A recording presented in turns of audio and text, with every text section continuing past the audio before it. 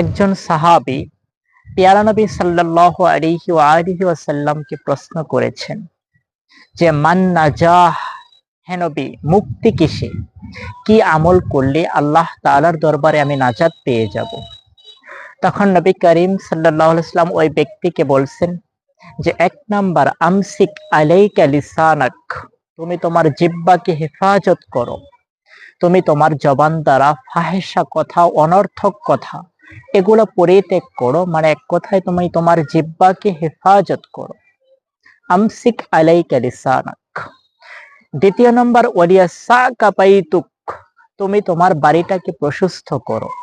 সারাদিন কাজকর্ম করে রাত্রে বাসায় যেয়ে তোমার পরিবারকে তুমি সময় দাও, তাদের সাথে তুমি আন্তরিকতা প্রকাশ করো।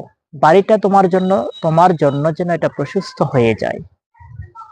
৩ নম্বর নবীজি বলেছেন ওয়াবিকি আলা খাতিয়াতিক, তুমি তোমার গুনাহের কারণে আল্লাহর কাছে বেশি বেশি কান্না করো।